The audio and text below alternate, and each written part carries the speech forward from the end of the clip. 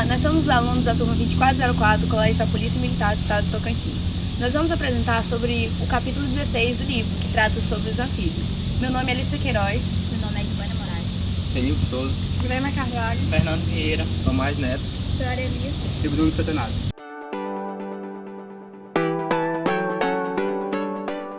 Meu nome é Tomás Neto e eu vou falar sobre as características gerais dos anfíbios. Os anfíbios são encontrados geralmente em ambientes terrestres, aquáticos e também em solos úmidos, como é o caso da cecília, ou mais conhecida também como cobra cega, que ela vive em ambientes mais úmidos.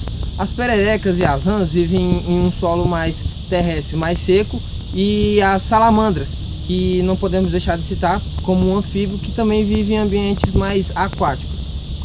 Os anfíbios, cerca de 700 espécies de anfíbios vivem no Brasil, em decorrência das quantidades de espécies. 6 mil espécies existem no mundo, 700 são encontradas no Brasil, na Mata Atlântica, no Cerrado. Muitos estão perdendo seu habitat natural, então entrando em estado de extinção algumas espécies. Os anfíbios foram os primeiros vertebrados a habitar o ambiente terrestre devido à facilidade do seu pulmão e também das 2 pares de pernas possíveis para se locomover no solo terrestre.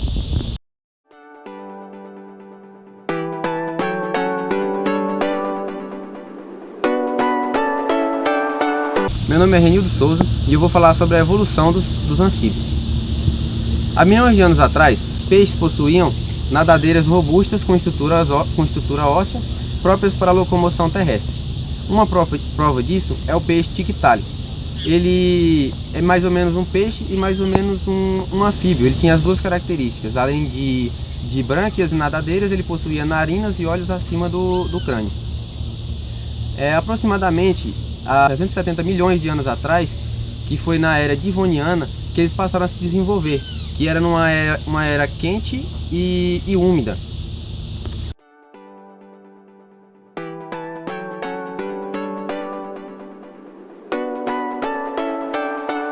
Vou falar sobre a reprodução. Alguns anfíbios coaxam, isto é, produzem sons amplificados no saco vocal do macho. Na época da reprodução, a fêmea fica atraída pelo coaxio do macho de sua própria espécie. A fecundação é externa e normalmente isso ocorre na beira da água. E o macho ele abraça a fêmea e à medida que ela elimina os óvulos, o macho lança os espermas e do ovo forma-se um girino, só com apenas cauda. E depois ele passa pela metamorfose até virar adulto.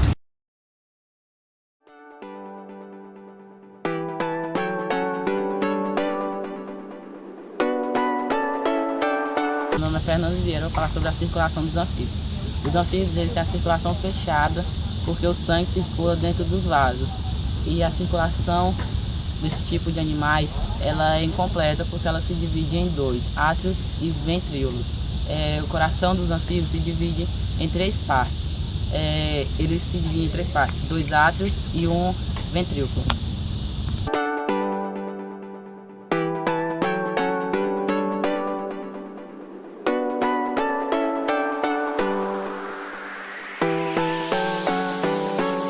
O sistema respiratório dos anfíbios.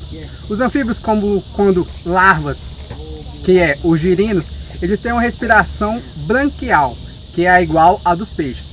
Quando ele vai, e também tem a cutânea, que a respiração cutânea é quando ele respira pela pele. E quando ele já está adulto, que ele já começa a passar para a região terrestre, não mais aquosa, ele começa a se evoluir os pulmões.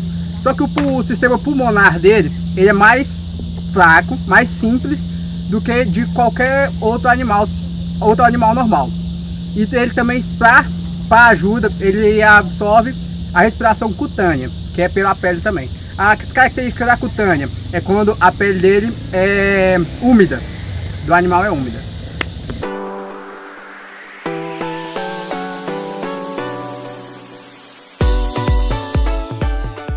Bom, meu nome é Giovana Moraes.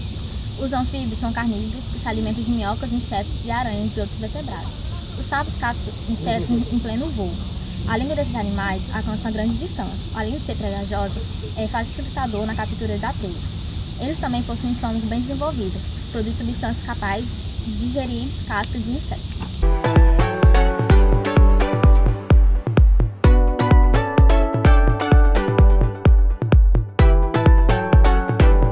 Sobre Ana Carvalho fala sobre a classificação dos anfíbios. Os anulos, que são animais que não possuem cauda, que são as rãs, as pererecas e os sapos. Os sapos são maiores e possuem pele rugosa. As rãs, elas são lisas, têm pele lisa e são adaptadas para o salto. Nas suas patas possuem membranas que ligam os dedos e ajudam na natação desses animais. As pererecas, elas possuem pele lisa e nas suas patas, nas pontas, existem ventosas, que são estruturas adesivas que ajudam a fixar e subir em árvores. Urodelas são animais que não possuem caudas, que são como a salamandra. Elas têm uma cauda grande e são animais tetrapódicos, significa que eles têm 4 patas, 2 na parte anterior do corpo e 2 na parte posterior do corpo. As salamandras, elas costumam ter uma cor amarela e com manchas marrons. Apode são animais que não apresentam patas, como a cobra cegas, ou chamada também de cecílios. A cobra cegas, elas nos lembram uma cobra, só que ela não é exatamente uma cobra, elas são anfíbios que vivem enterrados no solo ou no lodo. Ele apresenta um corpo fino e cilíndrico. Esse corpo é todo alongado.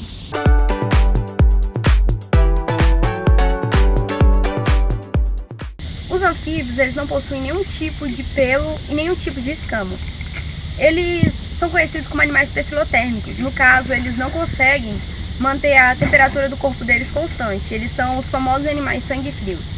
Outra característica bastante vulgar dos anfíbios em relação à cobertura é que a pele dele é muito fina. Então, ele tem bastante vasos sanguíneos e glândulas, que é através delas que é possível a absorção de água usada para a defesa orgânica deles.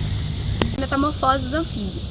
A metamorfose dos anfíbios ela é um processo bastante lento. Durante isso que se desenvolve as patas, os pulmões e as brânquias dos animais. Nessa fase, os girinos eles se alimentam da própria gelatina que os envolve. Eles se reproduzem através de ovos sem casca. Os anfíbios são dados em 3 espécies: as rãs, as pererecas e os sapos.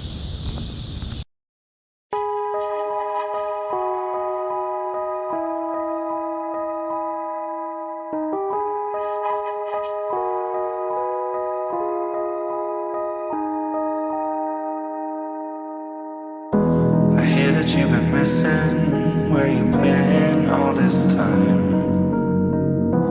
Broken or unbroken, regardless you're still mine. 'Cause you belong to me. So hold on to me.